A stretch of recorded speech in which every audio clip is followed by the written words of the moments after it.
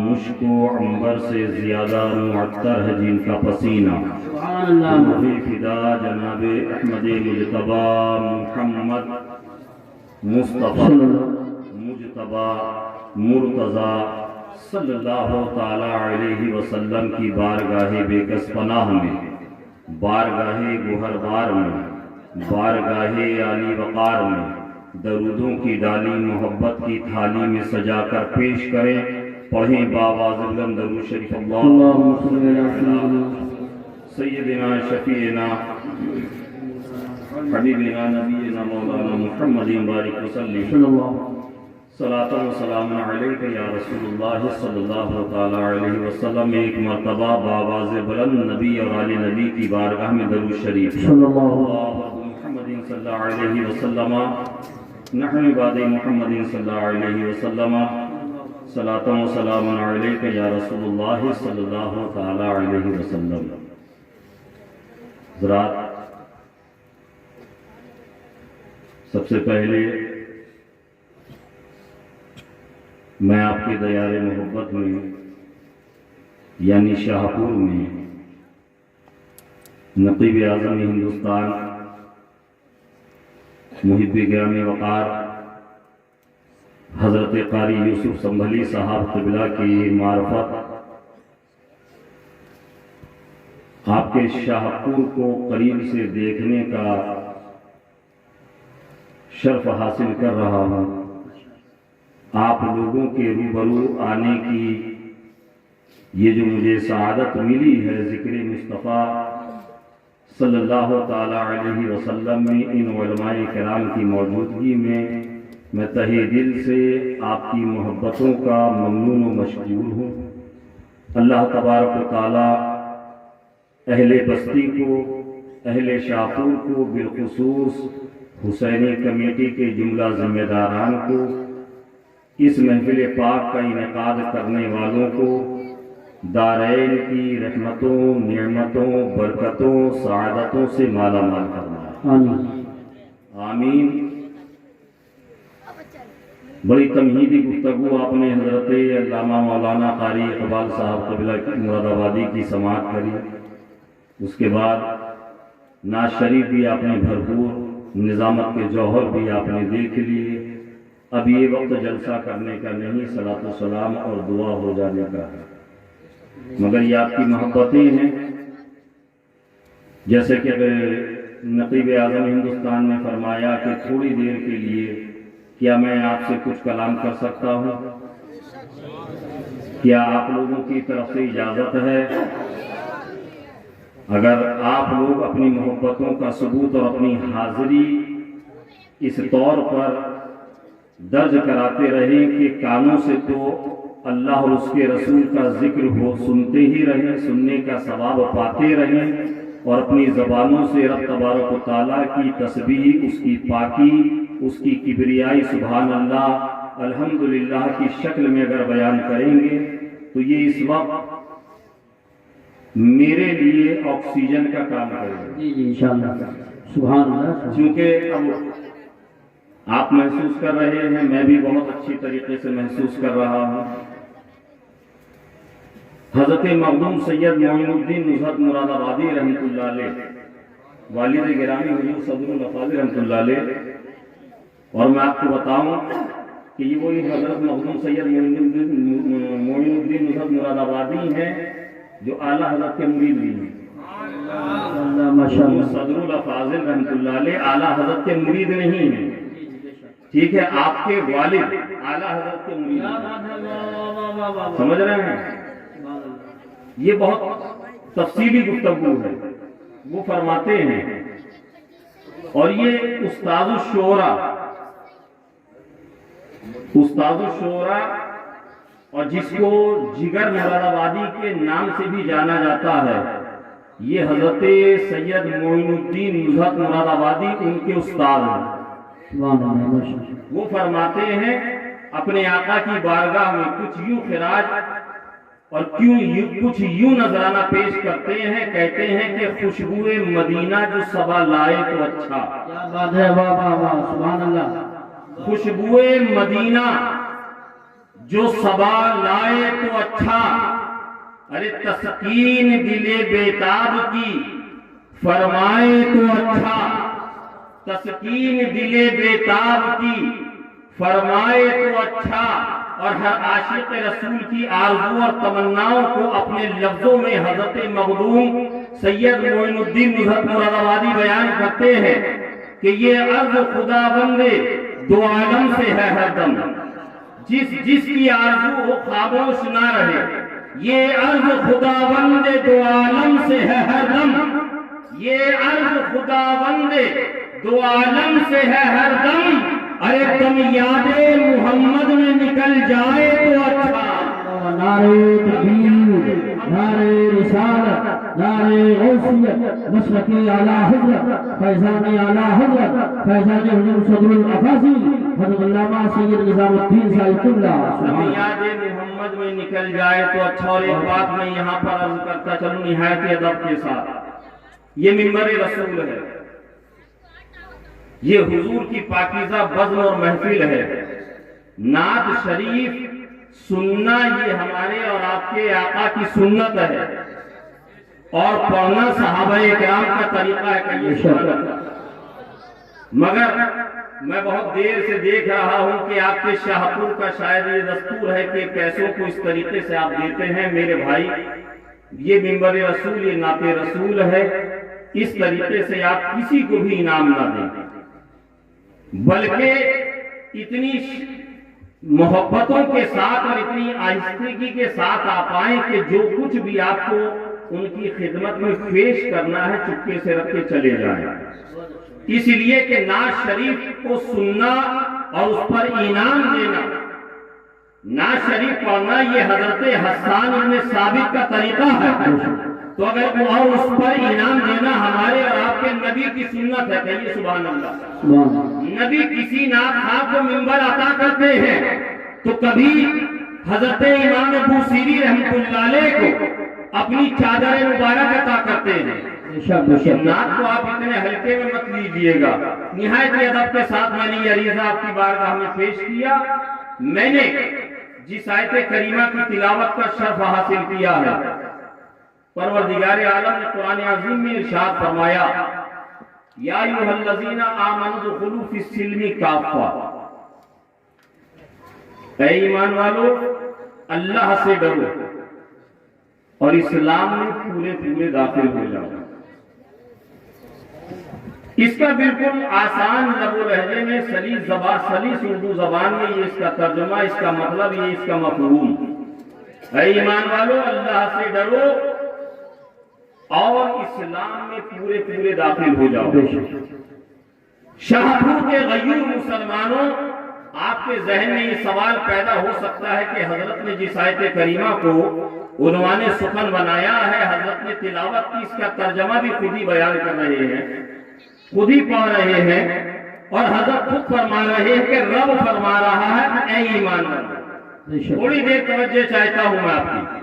اے ایمان والو، اسلام، اللہ سے ڈرو اور اسلام میں پورے پورے داخل ہو جاؤ. رب تبارک و تعالیٰ نے پہلے ہمیں ایمان والا کہا ہے کہ یہ سبحان ایمان والا کہا ہے، پھر ہمیں ڈرنے کا حکم دیا ہے، اور پھر فرمایا کہ اسلام میں داخل ہو جاؤ. جب ہمیں رب تبارک و تعالیٰ نے ایمان والا مخاطب کر دیا، کہہ دیا، تو اب اسلام میں پورا پورا داخل ہونے کا مطلب کیا؟ اس آیت کریمہ میں رب تبارک و تعالیٰ اپنے بندوں سے کیا مخاطب کو کیا کہنا چاہ رہا ہے؟ رب کی منشا کیا ہے؟ رب کا مدعا کیا ہے؟ میں بہت آسانی کے ساتھ بہت تمہیدی گفتگو نہیں کروں گا، بہت آسانی کے ساتھ ایک مثال دے کر اس کو سمجھانے کی کوشش کرتا ہوں. آج شاہپور کے اندر یہ جلسہ ہو رہا ہے، جلسہ شہید اعظم کانفرنس. آج کی یہ کانفرنس ہو رہی ہے. مولانا ہارون رضا نعیمی صاحب کھڑے ہوتے ہیں، کمیٹی والوں سے کہتے ہیں، کمیٹی والوں مجھے ایک برتن دیا جائے۔ کمیٹی والوں نے دوڑ کر گھروں پہ اپنے گھر کو پہنچے اور گھر سے ایک باؤل لے کر آئے، ایک ڈونگا لے کر آئے، ایک برتن لے کر آئے، ایک پیالہ لے کر آئے۔ مولانا ہارون رضا صاحب کے سامنے پیش کر دیا، حضرت آپ نے پیالہ مانگا تھا، یہ پیالہ لے کر ہم آ گئے۔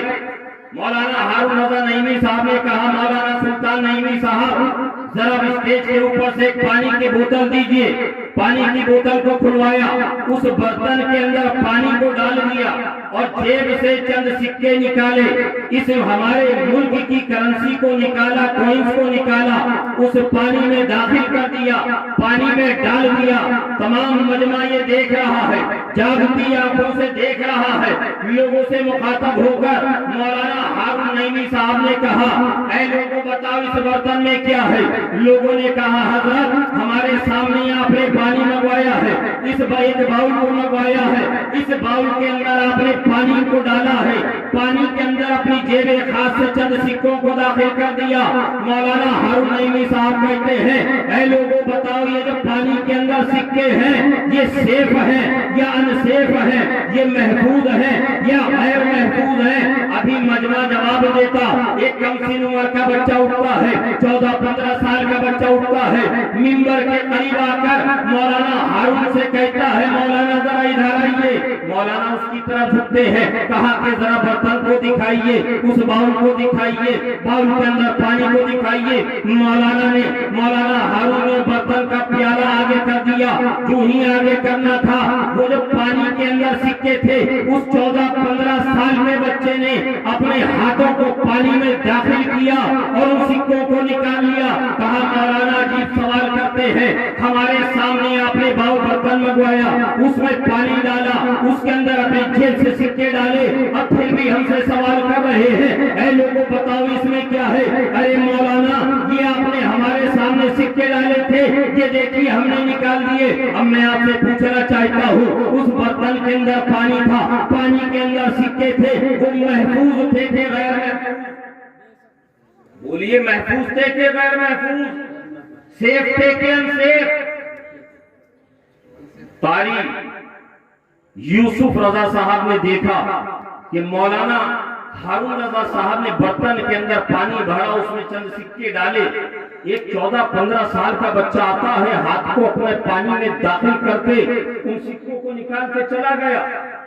آپ کھڑے ہوئے، فرمایا کہ رکو، اے لوگوں، شاہپور کے غیور مسلمانوں، سرکار غوث اعظم کے دیوانوں، سرکار غریب نواز کے چاہنے والوں، کوئی اپنی جگہ سے نہیں ہلے گا۔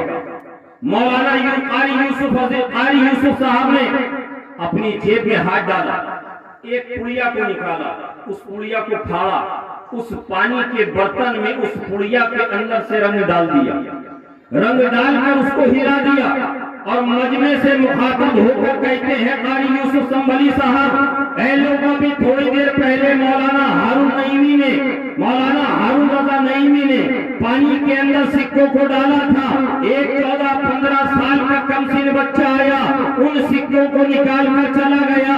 اب میں تمام مجمع کو یہ چیلنج دیتا ہوں، تمام مجمع کو یہ دعوت فکر دیتا ہوں، جس طریقے سے 14-15 سال کا بچہ آتا ہے اور ان سکوں کو نکال کے چلا جاتا ہے، میں نے اسی برتن میں پانی جو تھا اسی کے اندر رنگ کو داخل کر دیا ہے، رنگ کو پانی میں ملا دیا ہے، اب پانی کو رنگ سے ملا دیا ہے۔ پورے مجمع کو میں یہ دعوت فکر دے رہا ہوں، پورے مجمع کو یہ چیلنج دے رہا ہوں، تم جو بھی ٹرک چاہو استعمال کر سکتے ہو، جو بھی ہتھکنڈا چاہو استعمال کر سکتے ہو، جو بھی ہروا چاہو استعمال کر سکتے ہو، اس پانی کو رنگ سے اور رنگ کو پانی سے جدا کر کے اس رنگ کو پانی سے جدا کر کے لکھاؤ۔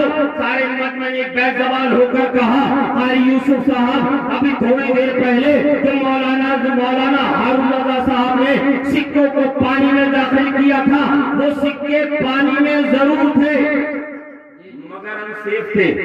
بولیے سبحان اللہ۔ وہ سکے پانی میں ضرور تھے مگر ہم سیف تھے۔ آپ نے جو پانی میں رنگ کی پڑیا کو ملا دیا، رنگ کو پانی میں داخل کر دیا، پورا مجمع چاہے، سارے گاؤں کے لوگ چاہے، ساری ٹرک استعمال استعمال کر لے، سارے حربے استعمال کر لے، سارے ہتھ کنڈے استعمال کر لے، اس پانی کو رنگ سے اور رنگ کو پانی سے جدا نہیں کر سکتے۔ میں نے کہا لوگوں بات سمجھ میں آ گئی۔ رب تبارک و تعالیٰ ارشاد فرما رہا ہے یا ایھا الذین آمنوا ادخلوا فی السلم کافہ، اے ایمان والو اللہ سے ڈرو، اسلام میں پورے پورے داخل ہو جاؤ۔ مطلب کیا ہے، مدعا کیا ہے، منشا کیا ہے؟ کوئی اگر ارشاد فرما رہا ہے اے مومنو، اے مسلمانوں، اے مصطفیٰ کے غلاموں، تم اسلام میں ایسے داخل ہو جاؤ۔ یہود چاہے تو نہ نکال سکے، سعود چاہے تو نہ نکال سکے، ہنود چاہے تو نہ نکال سکے، مجوسی چاہے تو نہ نکال سکے۔ پوری دنیا کے قرآن کفر کی بنیادیں ہل جائیں، تمہارا رشتہ اسلام سے ایسا مضبوط جڑ جائے، ان تمام طاقتوں کی کمر ٹوٹ جائے، مگر تمہارا اسلام سے رشتہ نہ۔ نعرہ تکبیر، نعرہ رسالت، نعرہ غوثیت، مشرق اعلی حضرت فیضان اعلی حضرت فیضان صدر الافاضل حضرت علامہ سید نظام الدین صاحب قبلہ۔ سبحان اللہ، سبحان اللہ۔ ساری دنیا کی طاقتوں کی کمر ٹوٹ جائے مگر تمہارا رشتہ اسلام سے نہ ٹوٹنے پائے۔ کہیے سبحان اللہ۔ سبحان اللہ۔ تمہارا رشتہ نہ ٹوٹنے پائے۔ اب آپ سمجھ رہے ہیں ہماری تنزلی کی وجہ کیا ہے؟ جی جس قوم کی بارگاہ میں زانو ادب طے کر کے دنیا کو تہذیب و تمدن کے درس سیکھنے کو ملے، یہی بات ہے، بے شک۔ جس نبی پاک صلی اللہ علیہ وسلم سے محبت اور الفت کا ہم دم بھرتے ہیں، اس نبی کی حدیثوں پر ریسرچ کر کے یورپ اور امریکہ اور پوری دنیا کے لوگوں کو زندگی جینے کا طریقہ ملا، بے شک۔ جس قرآن کو ہمارے گھروں میں طاق میں اٹھا کر جزدان میں لپیٹ کے رکھ دیا جاتا ہے، جی بے شک۔ میاں بیوی کا جھگڑا ہوگا تب نکالا جائے گا، اسی قرآن پہ ریسرچ کر کے ناسا والے زمین سے چاند کے اوپر کمند ڈال رہے ہیں، جی بے شک۔ مگر آج آپ وہیں کے وہیں ہیں۔ آپ جس مقام پر تھے وہاں سے گرتے گرتے گرتے گرتے آج آپ یہاں آ گئے۔ اقبال نے بہت پہلے کہا تھا کہ محمد سے وفا تو نے تو ہم تیرے ہیں، یہ جہاں چیز ہے کیا لوح و قلم تیرے ہیں۔ سبحان اللہ۔ رسول پاک صلی اللہ تعالی علیہ وسلم کی محبت کا دم بھرنے والوں، رسول پاک صلی اللہ تعالی علیہ وسلم سے اپنے رشتے کو جس قدر تم مضبوط کرو گے، اس دنیا میں بھی کامیاب ہوگے اور آخرت میں بھی کامیاب ہوتے ہوئے۔ سبحان اللہ۔ آپ ذرا تاریخ کا جائزہ لیں، آپ ذرا اپنی ہسٹری کا مطالعہ کریں۔ حدیث پاک کا مفہوم ہے، میرے آقا کائنات صلی اللہ تعالی علیہ وسلم ارشاد فرماتے ہیں اپنے غلاموں سے، صحابہ کرام سے، میرے آقا ارشاد فرماتے ہیں اے میرے غلاموں، اے میرے دیوانوں، اے میرے چاہنے والوں، اے میرے صحابہ، کیا تمہیں پتا ہے مومن کی مثال کس درخت کی طرح ہے؟ کہیے سبحان اللہ۔ غلاموں نے عرض کیا فدا کا بھی و امی یا رسول اللہ، یا رسول اللہ ہمارے ماں باپ آپ پر قربان، یا رسول اللہ ہمارے ماں باپ آپ پر قربان۔ اے اللہ کے پیارے نبی آپ ہی ارشاد فرما دیجئے۔ میرے آقا ارشاد فرماتے ہیں جانتے ہو مومن کی مثال کس درخت کی مانند ہے؟ غلاموں نے جب عرض کیا یا رسول اللہ آپ ارشاد فرمائیے، آقا فرماتے ہیں مومن کی مثال کھجور کے درخت کی طرح ہے۔ کہیے سبحان اللہ۔ کھجور کے درخت آپ کے یہاں شاہ پور میں آپ نے دیکھے ہوں گے کھجور کے درخت۔ جب آپ اس حدیث پاک کو سن رہے ہیں آپ ذرا اپنے ذہنوں پہ دستک دیں، اپنی روح کے پروانے کو گنبد خضرا کے ارد گرد طواف کرائیں، اپنے آپ کو یہ محسوس کریں، اپنی آنکھوں کو بند کر کے اپنے دل میں جھانک کر کے میں اس وقت شاہ پور کی بستی میں نہیں بیٹھا ہوں، میں شاہ پور کی زمین پر نہیں بلکہ مسجد نبوی شریف میں بیٹھا ہوں۔ سبحان اللہ، ماشاءاللہ۔ آپ یہ تصور کریں اور ذرا سوچیں کہ اس کائنات عالم میں اس روئے زمین پر اللہ تبارک و تعالیٰ نے بیش قیمتی درختوں کو پیدا کیا جن کی لکڑیاں لاکھوں کروڑوں روپے میں آج مارکیٹ میں بک رہی ہیں۔ کوئی درخت رب تبارک و تعالیٰ نے ایسا پیدا کیا ہے جو بہت زیادہ پھل دیا کرتا ہے، بڑے میٹھے پھل دیا کرتا ہے۔ کوئی درخت رب تبارک و تعالیٰ نے ایسا پیدا کیا جو بہترین خوشبو والے پھول عطا کرتا ہے، مگر رسول پاک صلی اللہ تعالیٰ علیہ وسلم نے اس بیش قیمتی درخت کی لکڑی سے، اس بیش قیمتی درخت سے مومن کی مثال نہیں، نہ اس پھلدار درخت سے جس پر بہت زیادہ خوشبو والے میٹھے پھل لگتے ہیں، اس درخت سے مثال نہیں، نہ اس درخت سے آقا نے اپنے چاہنے والوں کو، اپنے چاہنے والوں اور مومنین کی مثال دی، بلکہ آقا نے پھولدار درخت سے بھی مثال نہیں دی، بلکہ کیا فرمایا؟ مومن کی مثال کھجور کے درخت کی طرح، کھجور کے درخت کی طرح۔ آپ سوچیں، ابھی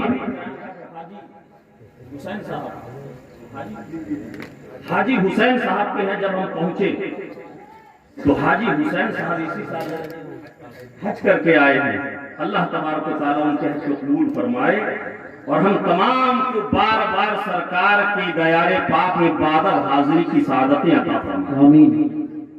جو ہی ہم پہنچے، حاجی صاحب نے سب سے پہلے ایک پلیٹ میں مدینہ شریف کی کھجوریں اور زمزم شریف ایک ایک گلاس میں ہمیں پیش کیا۔ وہ کھجوریں میں نے دیکھی، کہنے لگے حضرت یہ مدینہ شریف سے میں لے کر آیا تھا۔ مولانا ہارون صاحب نے فرمایا کہ حضرت یہ جو گلاس میں پانی دکھ رہا ہے یہ عام نارمل پانی نہیں ہے، بلکہ یہ زمزم شریف ہے۔ کہیے سبحان اللہ، سبحان اللہ۔ آقا ارشاد فرما رہے ہیں مومن کی مثال کھجور کے درخت کی مانند ہے۔ حاجی صاحب نے حج کیا، طواف کعبہ کیا، مزدلفہ میں رات کو گزارا، صفا مروہ کی سعی کری، مقامات مقدسہ کی زیارت کری، عرب شریف کا سفر کیا، مدینہ طیبہ سرکار کے مواضع شریف کے پاس حاضری دی، گنبد خضرا کو اپنی نگاہوں سے دیکھا۔ جب کوئی حاجی آتا ہے یا کوئی عمرہ کر کے زیارت حرمین طیبین کی سعادتیں حاصل کر کے آتا ہے تو ہم جب ان سے ملاقات کرنے کے لیے جاتے ہیں تو اگر ایک مقصد ہمارا یہ ہوتا ہے کہ ان آنکھوں کی زیارت کریں گے جن سے یہ خانہ کعبہ اور گنبد خضرا کو دیکھ کر آیا ہے، وہیں ایک مقصد یہ ہوتا ہے کہ حاجی صاحب ہمارے لیے کچھ لائیں نہ لائیں، مدینہ شریف سے چند کھجوریں ضرور لائیں، ہمیں چند کھجوریں ضرور پیش کریں گے، ہمیں چند کھجوریں ہیں مکہ شریف کی، کھجوریں ہیں مدینہ شریف کی، ہم کھا رہے ہیں شاہپور۔ آقا ارشاد فرماتے ہیں کہ ایسے ہی جیسے اس کھجور کا فیض، مدینہ شریف کی کھجور کا فیض شاہپور تک پہنچا، آقا فرما رہے ہیں کہ مومن کی مثال بھی کچھ ایسے ہی ہے۔ مومن پیدا ہوتا ہے قصبہ گیلان میں، سبحان اللہ، مومن پیدا ہوتا ہے قصبہ گیلان میں، اور جب بغداد کی مسند ولایت میں مقام قطبیت اور غوثیت پہ فائد ہوتا ہے، پوری دنیا میں قادری فیضان کی طرح برف پڑتا ہے، سبحان اللہ، پوری دنیا میں کہیں مومن پیدا ہوتا ہے سنجر کی سرزمین پر، اجمیر شریف میں آ کر اس کا فیضان چشتی فیضان کی شکل میں برستا ہے، اور وہ فیضان سے برستا نہیں ہے بلکہ اجمیر سے لے کر دہلی کا ایک سفر طے کرتا ہے، 90 لاکھ کافروں کو سبحان اللہ، سبحان اللہ، سبحان 90 لاکھ غیر مسلموں کو کلمہ پڑھا دیتا ہے۔ مومن پیدا ہوتا ہے سمنان کی سرزمین پر، اور جب آتا ہے کچھوچا مقدسہ میں تو اشرفی فیضان کی شکل میں برستا ہے۔ مومن کی مثال اس کھجور کے درخت سے دیا۔ دوسری چیز آپ دیکھیں گے ہر درخت پر ایک بہاروں کا موسم آتا ہے، لطافتوں کا موسم آتا ہے۔ جب وہ بہاروں کا، وہ لطافتوں کا موسم گزر جاتا ہے تو ایک موسم آتا ہے خزاں کا، جس کو پتجھڑ بھی کہتے ہیں۔ قیمتی درختوں کے پتے جھڑ جاتے ہیں،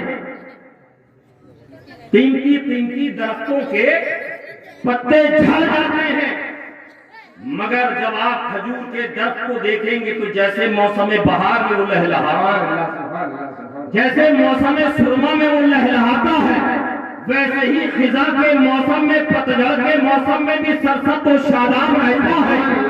آقا ارشاد فرما رہے ہیں مومن کی مثال کھجور کے درخت کی مانند ہے۔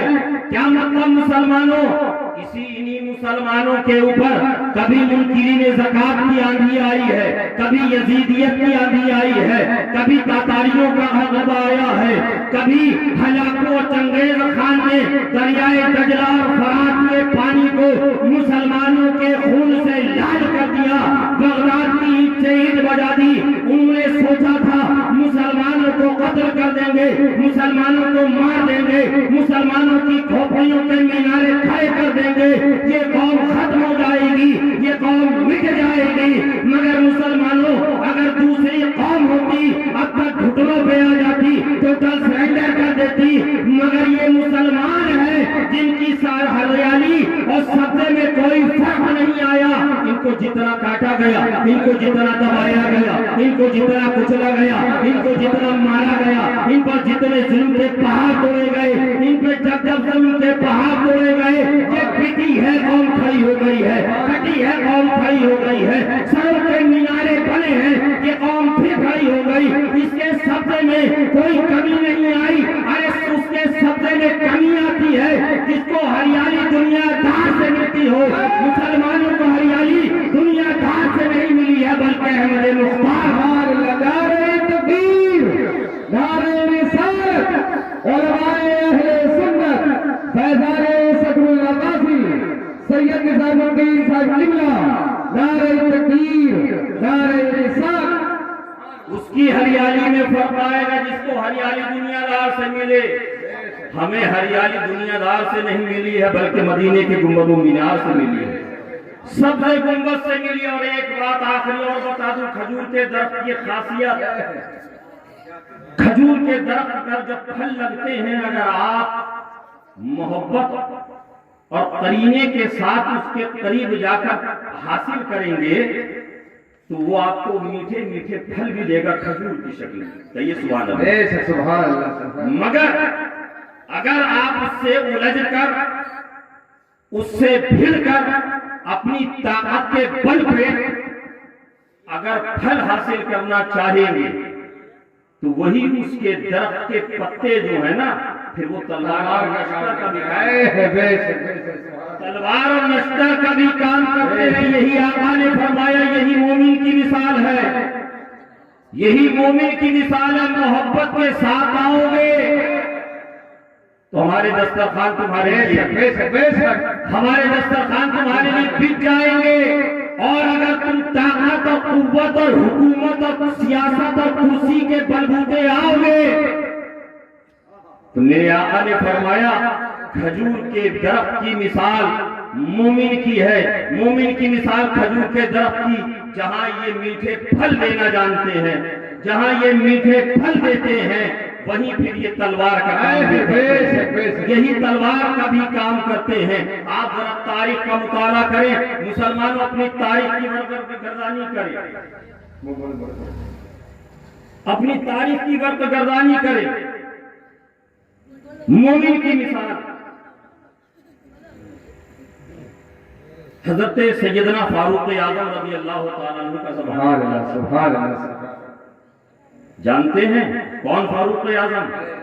جن کے بارے میں آقا فرماتے ہیں اگر میرے بعد کوئی نبی ہوتا نا تو ساری خصوصیات ریکوائرمنٹ جو ایک نبی کے اندر پائی جاتی ہیں، اگر میرے بعد کوئی نبی ہوتا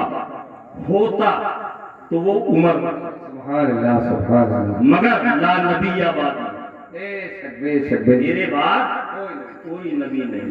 یاد رکھیے گا ہم اس گھر کے ہیں، ہماری رگوں میں اس گھر باپ دادا کا خون ہے جہاں ہم حضرت شیخین سے بھی محبت کرتے ہیں۔ سبحان اللہ، سبحان اللہ۔ سمجھ رہے ہیں؟ جو بریلی شریف سے اعلیٰ حضرت امام اہل سنت امام احمد رضا کا موقف اور جو آپ کا نظریہ ہے وہی حضور صدر الفاضل الحمدللہ ہمارا وہی نظریہ ہے۔ ہم وہ نہیں ہے کہ شہد دکھا کر زہر پلائے، اہل بیت کی محبت کا جام لے کر اس میں تفضیلیت ملا کر آپ کو پلا کر آپ کے عقیدے کو خراب کریں؟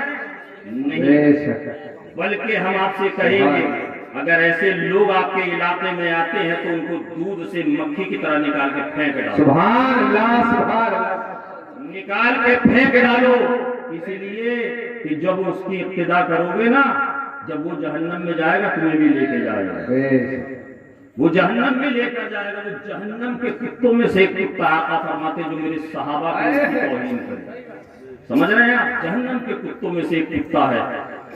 حضرت سیدنا فاروق اعظم کا زمانہ ہے، مسند خلافت کے آپ جلوہ بار ہیں۔ لشکر اسلام کو آپ نے حکم دیا کہ ملک شام اور فلسطین کی طرف کوچ کیا جائے۔ حضرت سیدنا سعد بن ابی وقاص جلیل القدر عظیم المرتبت صحابہ کرام علیہ رحمت و رضوان اس لشکر میں شامل ہیں۔ یہودیوں کے ساتھ جنگ کا میدان گرم ہے۔ ایک دن گزر گیا، 2 دن گزر گئی، ہفتہ گزر گیا، 2 ہفتے گزر گئے، مہینہ گزر گیا۔ یہودی نے سوچا تھا یہ خانہ بدوشوں کا لشکر آیا ہے، یہ مسلمانوں کا چند مٹھی بھر لوگوں کا لشکر آیا ہے، یہ چھوٹا سا ایک قافلہ آیا ہے، چند ہزار کی تعداد میں آئے ہیں، کتنے دن ہمارے مقابلے میں ٹھہریں گے، کتنے دن ہم سے مقابلہ کریں گے، کتنے دن ہماری طاقت کے سامنے رکیں گے، کتنے دن ہمارے رسد کے سامنے ٹھہریں گے۔ ان کا کھانا ختم ہوگا، واپس ہو جائیں گے، زخمی ہوں گے، واپس ہو جائیں گے، پیاس لگے گی تڑپیں گے، واپس ہو جائیں گے۔ مگر وہ جانتے نہیں تھے یہ خانہ بدوشوں کا لشکر نہیں تھا، بلکہ مصطفیٰ کے غلاموں کا قافلہ تھا، یہ مصطفیٰ جان رحمت کے دیوانوں کا قافلہ تھا، یہ پیغمبر اعظم صلی اللہ علیہ وسلم کی بارگاہ میں تربیت یافتہ لوگوں کا قافلہ تھا۔ ایک دن نہیں، مہینہ گزر گیا۔ جب یہودیوں نے دیکھا اب ان سے لڑنا مشکل ہے، اب ان سے لڑنا محال ہے، اب ان کا ان سے طاقت کے ذریعے ان پر قابو پانا ناممکن ہے، انہوں نے صلح کا پرچم بلند کر دیا اور کہا کہ ہم معاہدہ کرنا چاہتے ہیں، ہم صلح نامہ کرنا چاہتے ہیں، مگر ہماری ایک شرط ہے۔ قاصد نے کہا، لشکر اسلام کے سپہ سالاروں نے کہا، مصطفیٰ جان رحمت صلی اللہ علیہ وسلم کے غلاموں نے کہا، کیا شرط ہے؟ کہا کہ ہم تمہارے جنرل سے معاہدہ نہیں کریں گے، صلح نامہ تمہارے جنرل اور قافلے کے سالار سے نہیں کریں گے، بلکہ ہم چاہتے ہیں کہ تمہارے امیر المومنین حضرت عمر مدینے سے یہاں آئے، اگر عمر یہاں آ گئے ہم معاہدہ کرنے کے لیے تیار ہیں، ورنہ ہماری تلواریں میان کے باہر ہیں۔ مسلمان تو چاہتا ہی امن ہے، چاہتا ہی امن ہے، مسلمان تو چاہتا ہی امن ہے۔ اسلام کا ایک معنی سلامتی کے ہے، مسلمان کے معنی سلامتی کے بھی ہیں، وہ تو چاہتا ہی سلامتی ہے، کہا ہمیں منظور ہے۔ ایک قاصد کو تیار کیا گیا، تیز رفتار سواری کے اوپر ایک خطہ لکھا، ایک خط لکھا، پوری منظر کشی کر کے حضرت سعد بن ابی وقاص نے وہ قافلہ روانہ کر دیا، قاصد کو روانہ کر دیا۔ ہفتوں کے سفر کو چند ساعتوں میں چند منزلوں میں طے کر کے وہ قاصد مدینہ طیبہ حاضر ہوا۔ حضرت سیدنا فاروق اعظم کی بارگاہ میں پہنچا۔ حضرت سیدنا فاروق اعظم فرماتے کیا خبر لائے ہو؟ کہا حضور خبر بہت اچھی ہے، یہ آپ کے لیے پیغام ہے، آپ کے لیے یہ خط ہے، آپ کے لیے یہ خط لایا ہوں، حضرت سعد بن ابی وقاص نے بھیجا ہے۔ حضرت سیدنا فاروق اعظم نے پڑھا، 22 لاکھ مربع میل کے اوپر جس کی حکومت ہے، سبحان اللہ، وہ حضرت عمر۔ حضور فرماتے ہیں عمر جس راستے سے تمہارا گزر ہوتا ہے شیطان اپنا راستہ بدل لیتا ہے، کہیے سبحان اللہ۔ یہ وہ حضرت عمر ہیں، مسلمانوں کے امیر المومنین ہیں، خلیفہ وقت ہیں۔ آج آپ کے یہاں بھی الیکشن ہوتے ہیں، آپ کے یہاں پر الیکشن ہونے کے بعد جب مکھیا کا کوئی الیکشن جیت جاتا ہے، پردھانی کا جیت جاتا ہے، سب سے پہلے اسکارپیو اور بلورو باہر آتی ہے، اور اب تو شاید اس سے بھی آگے بڑھ کے فارچونر کا زمانہ آ گیا ہے۔ 10 محلے کے گاؤں کے لوگ اس کے قافلے کے ساتھ چلتے ہیں۔ مجھے یہی ہوتا ہے نا، یہ سچائی ہے، یہ کوئی میں لطیفہ نہیں سنا رہا ہوں، یہ حقیقت ہے۔ ایک مکھیا کا الیکشن جیتنے کے بعد اس کے सुर्खाब के पर लग जाते हैं। अब जरा सोचिए कि जो 22 लाख मुरब्बा मील पर जिसकी हुकूमत है, जिसके नाम से कैसर और किसरा की बुनियादें हिला करती हैं, जी बेशक, जिसके नाम से कैसर और किसरा की बुनियादें हिला करती हूँ, उसका कितना बड़ा लश्कर चलता होगा, कितना बड़ा लश्कर चलता होगा। आप जरा इमेजिन कीजिए, मैं कहूंगा इमेजिन मत कीजिए, तारीख का मुताला कीजिए। सुभान अल्लाह, सुभान अल्लाह। तारीख बताती है हजरत सैयदना फारूक आजम रज़ियल्लाहु ताला अन्हु को जब वो खत मिलता है, आपने अपने गुलाम को हुक्म दिया कि मेरा पर्सनल सवारी का जो जानवर है, हुकूमत की तरफ से जो है वो नहीं है, हुकूमत वाला नहीं, माले गनीमत का नहीं, उमर का जो पर्सनल जानवर है सवारी का, उसको तैयार कर। हुजूर कहाँ जाएंगे? कहा कि ये पैगाम आया है, मुझे शाम जाना है, लश्कर इस्लाम के पास जाना है, सुलह नामा वहां से आया है, मंजर कशी करके साद इब्न अबी वक़ास ने भेजी है। हुजूर तन्हा जाएंगे? कहा कि हाँ। गुलाम कहता है हुजूर मैं भी चलूंगा। हजरत उमर फरमाते नहीं, उमर तन्हा जाएगा। अर्ज किया नहीं हुजूर मैं आपका खादिम हूँ, मैं आपके साथ चलना चाहता हूँ। हजरत फारूक आजम फरमाते हैं अगर जाएगा तो एक ही शर्त है, इसमें कोई किंतु परंतु नहीं है, इसमें कोई एक्सक्यूज नहीं है। कहा हुजूर क्या, वो शर्त कौन सी है? हजरत सैयदना फारूक आजम फरमाते हैं एक ही सवारी का जानवर है, दो लोग चलेंगे, जब एक सवारी पर सवार होगा तो दूसरा उस सवारी की लगाम को थामेगा, लगाम को थामेगा। गुलाम अर्ज करता है हुजूर मैं तो गुलाम हूँ आपका, आप सवारी पे सवार होंगे, मैं लगाम थामूंगा, मेरे लिए फख्र और एजाज की बात है। मगर हुजूर मुसलमानों के अमीरुल मोमिनीन, अगर मैं सवारी पर सवार हो जाऊंगा तो इसकी लगाम आप थामेंगे, ये मुझसे गवारा नहीं होगा। हज़रत फारूक आज़म फरमाते फिर तू मेरे साथ चलने के लिए तैयार ना हो, तू मेरे साथ शरीक सफर नहीं हो सकता। बड़ी मन्नतों समाजत करी, मगर वो भी जानता था ये फारूक आज़म है, जो कह दिया सो कह दिया, जो कह दिया सो कह दिया। कहा हुजूर मंजूर है। अब हजरत फारूक आज़म दो लोगों का मुख्तसर काफिला मदीने तैयबा से चला। एक मंजिल सवारी के ऊपर हजरत फारूक आज़म, फिर अगली मंजिल पर हजरत फारूक आज़म सवारी से नीचे आते हैं, गुलाम सवारी के ऊपर है। कहिए सुभान अल्लाह। नारे तकबीर, नारे रिसालत, नारे गौसियत, मशरक़े आला हज़रत, फैज़ान आला हज़रत, फैज़ान सदरुल अफ़ाज़िल हज़रत अल्लामा सय्यद निज़ामुद्दीन साहिब क़िबला। ऐसा भी कहीं निजाम देखने को मिलता है, ऐसा भी कहीं बादशाह मिलता है, ऐसा भी कोई सुल्तान मिलता है जो खुद अपने गुलाम को सवारी पे सवार कर दे और सवारी का की लगाम अपने हाथों में थाम ले। ये कहीं नहीं मिलेगा, ये सिर्फ मिलेगा तो मुस्तफा जाने रहमत सल्लल्लाहु अलैहि वसल्लम की बारगाह से फैज याफ्ता सरकार के गुलामों में मिलेगा। हुजूर के गुलामों में ये सिफत पाई जाएगी। मुलाहिजा फरमाए तारीख बताती है वो काफिला चलते चलते चलते चलते जब मुल्क शाम की सरहदों में दाखिल हुआ तो हजरत फारूक आज़म रज़ियल्लाहु ताला अन्हु का इस्तकबाल सिर्फ जमीन के ज़र्रात और वहां पर मौजूद लश्कर और सिपाह के कमांडर और उस मुल्क के लोग करने के लिए तैयार नहीं थे, बल्कि बादलों के टुकड़ों ने भी दूर दूर से आकर उस इलाके पर बरसना शुरू कर दिया, उस इलाके पर बरसना शुरू कर दिया जिधर से हजरत फारूक आज़म गुजर रहे हैं। गोया के आसमान के बादल भी ये कह रहे हो ज़बाने हाल से फारूक आज़म अब आपके कदम इस जमीन पर पड़ने वाले हैं तो कुफ्र की आलूदगी को अब यहाँ से भूल जाओ, कुफ्र की आलूदगी अब यहाँ नहीं रहेगी। अब हजरत फारूक आज़म जब सरहदों में दाखिल होते हैं हुस्न इत्तेफाक, उस वक्त लगाम हजरत फारूक आज़म थामे हुए सवारी की, गुलाम सवारी के ऊपर है और हजरत फारूक आज़म ने देखा कि मट्टी गीली होने की वजह से नर्म हो गई है, नर्म हो गई है। बरसात में आपने देखा होगा मट्टी बारिश के बाद नर्म हो जाती है, जब चलो तो चप्पल और पैर उसमें धंसने लगता है।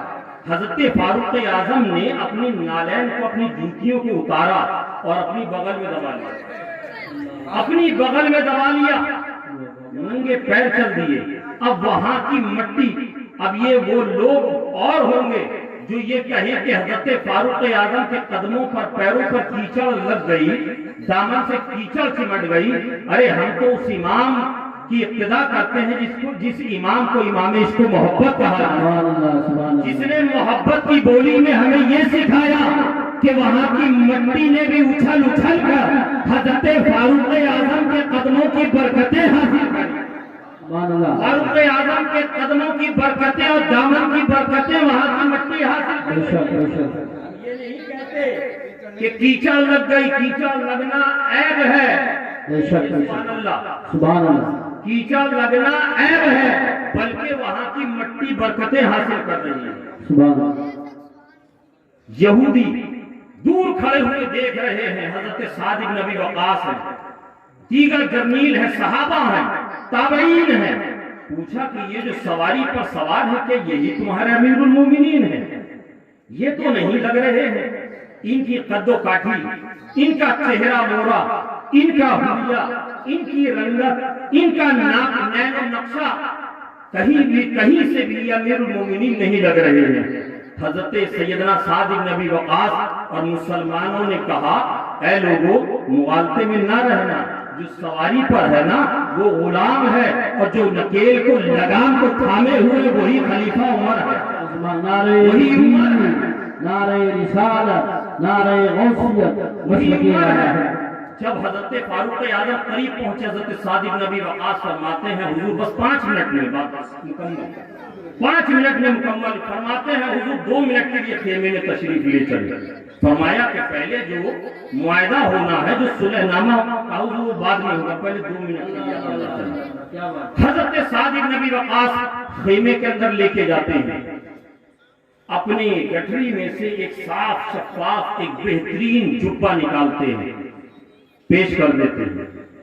اپنی گٹھری میں سے ایک نئی نالین جوتیاں کا جوڑا نکالتے ہیں، حضرت فاروق اعظم کی بارگاہ میں پیش کر دیتے۔ کہا حضور یہودیوں سے معاہدہ ہونا ہے، یہودیوں کے ساتھ صلح ہونی ہے، یہودیوں کے ساتھ معاہدہ طے پایا جائے گا۔ حضور آپ کے لباس پر پیبند لگے ہیں، حضور آپ کے قدموں سے مٹی برکتیں حاصل کر رہی ہے، ہم یہ چاہتے ہیں کہ تازہ وضو کر کے آپ یہ دوسرا جبہ زیب تن فرما لیں، آپ یہ نالین شریف کو پہن لیں۔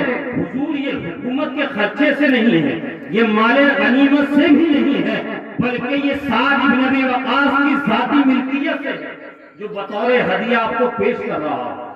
ہم یہ چاہتے ہیں کہ تاکہ مسلمانوں کا وقار قائم رہے، مسلمانوں کا وقار اور ان کی دھمک بنی رہے، عزت میں 4 چاند لگ جائیں۔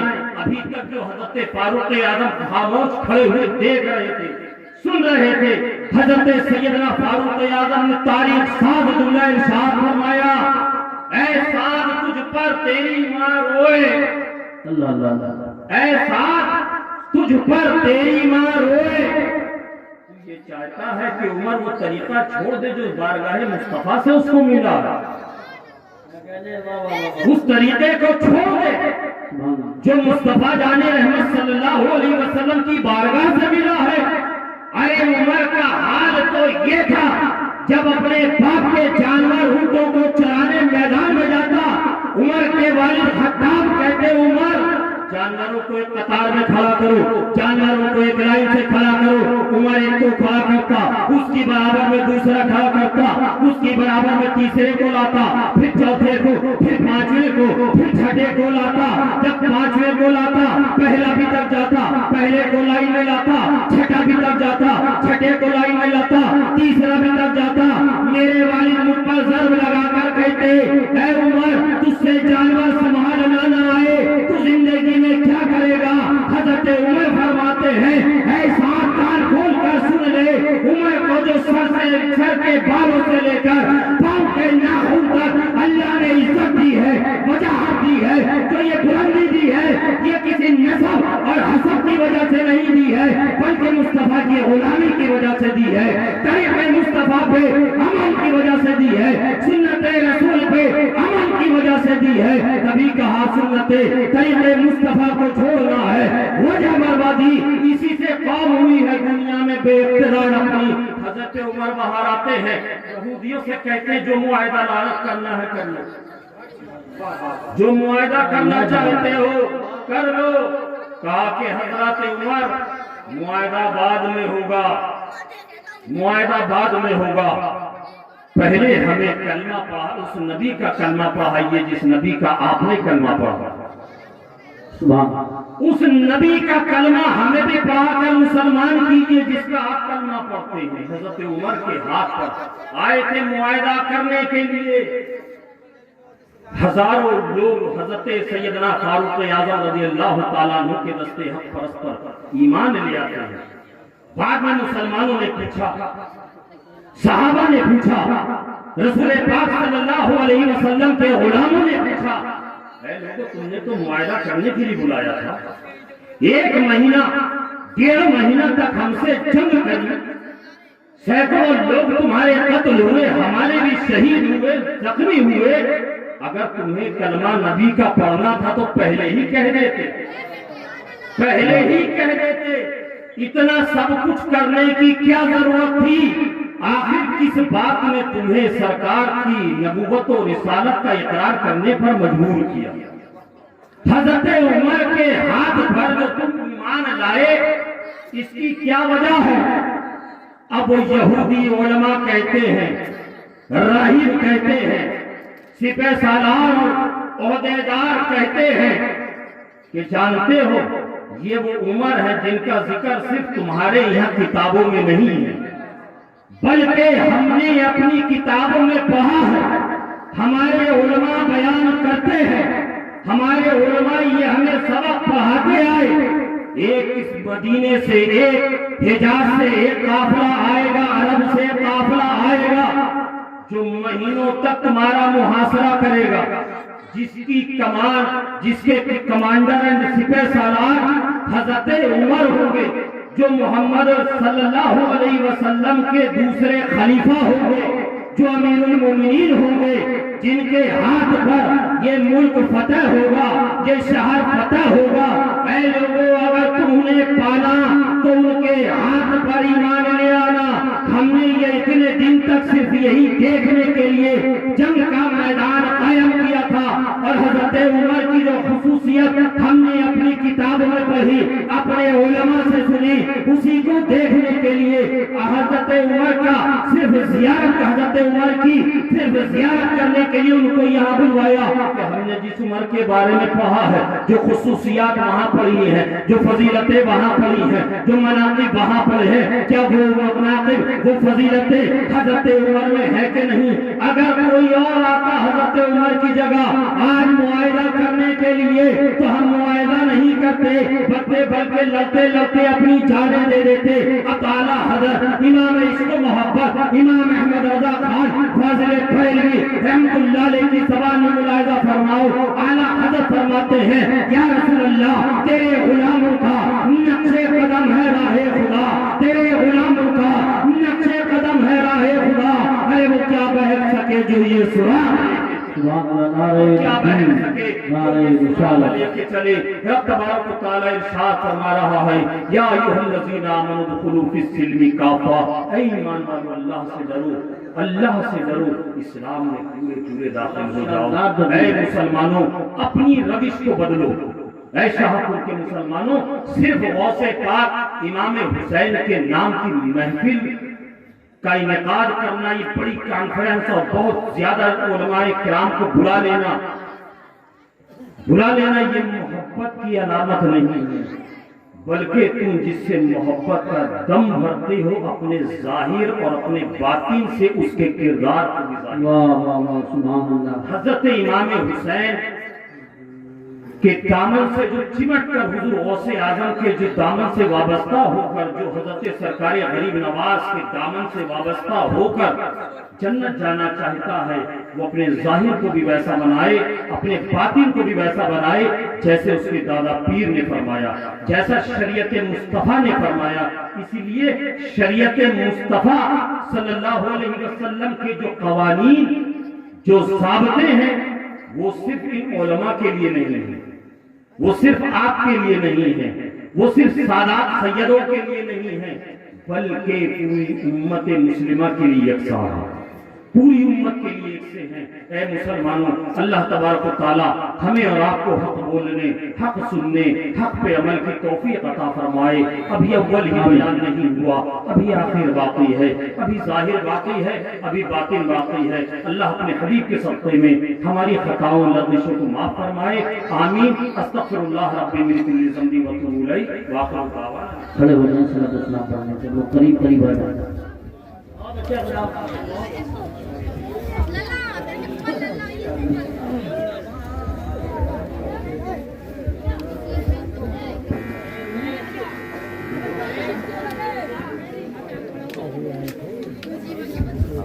مصطفیٰ جانے مصطفیٰ حوصلہ، مصطفیٰ جانے مصطفیٰ حوصلہ۔